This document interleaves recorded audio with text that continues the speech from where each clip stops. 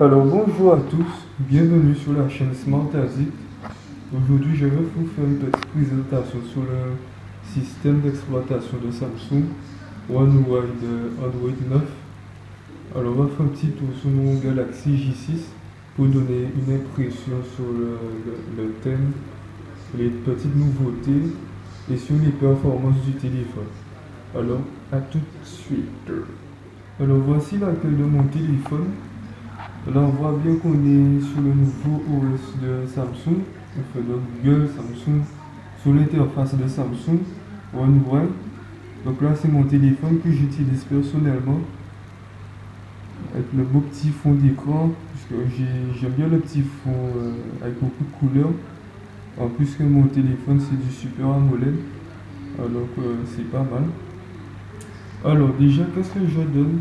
Mon impression sur le thème de Samsung One UI 1.0. Alors je trouve déjà que c'est pas mal comparé aux autres. Je trouve qu'ils se sont améliorés. C'est simple, c'est magnifique. Rien à dire. Là nous avions le mode nuit qui veut dire que tout est noir, ouais. Ça devient noir. On va dans message, c'est noir. Téléphone, etc. c'est noir. Internet, c'est noir. Donc voilà. Partout où vous allez sur n'importe quelle application, c'est noir. Mais ça dépend. C'est-à-dire que, par exemple, admettons, on va sur Twitter. Là, c'est blanc. C'est-à-dire qu'on peut personnaliser sur Twitter, par exemple. On peut mettre le fond mode nuit ou mode normal, comme ça, en blanc. Il y a évolué si les paramètres, c'est devenu comme ça. Hop, mise à jour logiciel. Bon, moi j'ai fait la mise à jour le 30 avril. Enfin, le 1er mars, mais je l'ai fait le 30 avril. Moi je le trouve assez rapide. Hop, tout de suite, ça réagit tout de suite. Il y a eu quelques petites améliorations. De là, pas mal de. Enfin, parce que quand je vais sur Snapchat, par exemple, c'est assez rapide. Hop, ça démarre très rapidement comparé à l'ancienne version. Quand tu ressors tout de suite, hop, je vais sur Google Store. C'est très réactif. Là, je suis sur ma 4G. On va dire que c'est pas mal. Instagram. On revient. Facebook. Tout de suite.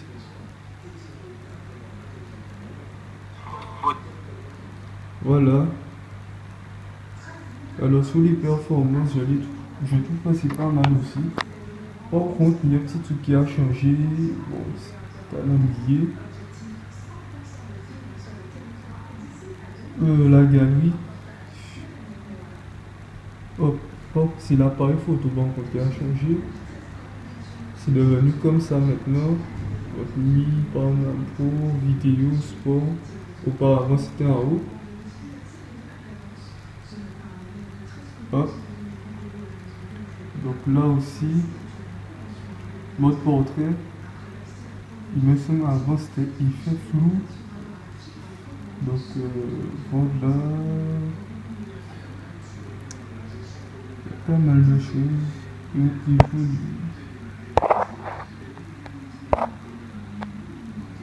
Mais c'est assez réactif. J'ai installé il n'y a pas longtemps Geekbench. Ça fait comme quelques mois. Ça fait. Voilà. J'ai trouvé qu'il y avait des petites améliorations sur ce système. Alors, historique.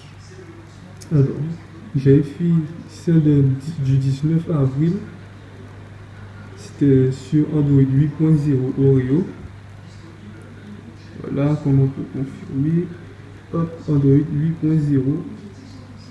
Samsung, etc. Alors, ça m'a mis un score, single score 712. Et pour le multiscore, 3461. Et là, après la mise à jour, j'ai refait un test le 1er mai à 8h03. Ça m'a mis 723 en single core et 3704 en multicore. On voit la différence, 712, 3461 et 723 en single core et multicore 3704.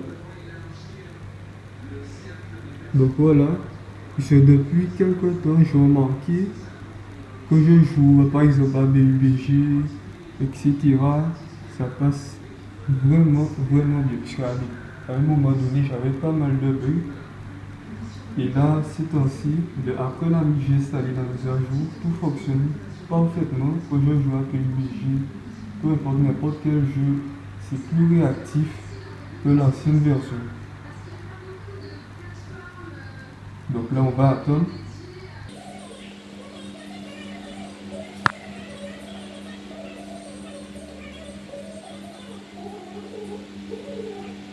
Comme j'ai dit tout à l'heure, je suis sur ma 4G. Voilà, hop.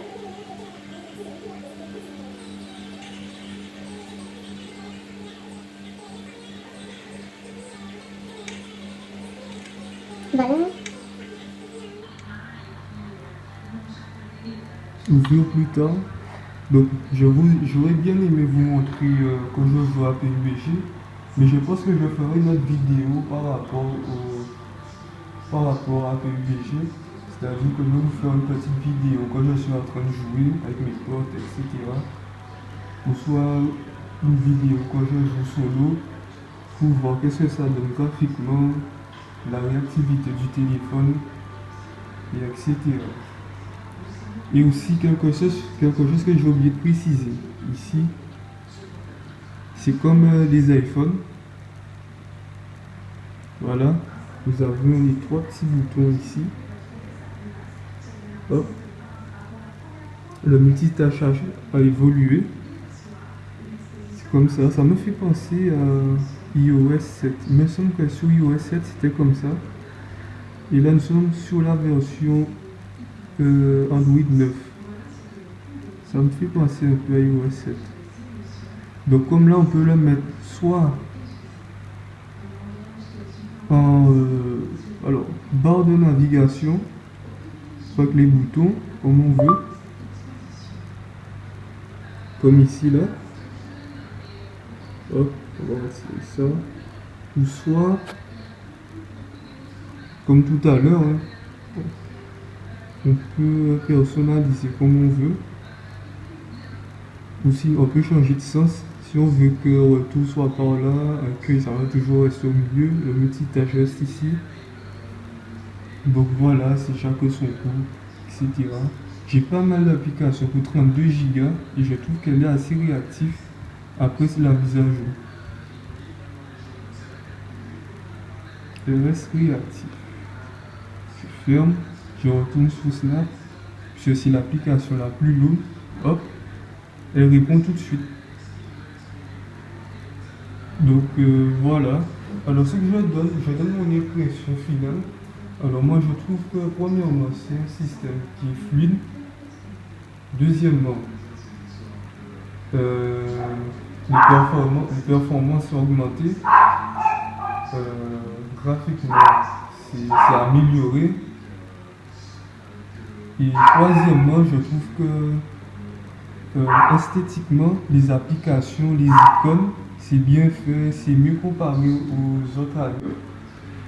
On avait la même interface que 7.1, la version Android 7.1, 7.0. Et j'avais la version 8.0, il n'y avait pas grand chose qui avait changé. C'était toujours sur Samsung Experience. Voilà. Et là ça a changé, One UI je le trouve mieux, c'est amélioré, c'est simple, c'est magnifique. C'est plus... Voilà, je sais pas les mots pour dire comment c'est bien, mais voilà, c'est plus allégé, c'est plus rapide. Donc voilà, Bixby, c'est noir. Comme WhatsApp, quand je reste dessus, c'est pas noir. Mais comme j'ai dit, c'est seulement sur les applications Samsung, etc. Là, c'est noir. Voilà. Donc j'espère que vous avez apprécié cette vidéo. Et on se redit à la prochaine pour une autre. Allez, merci d'avoir regardé.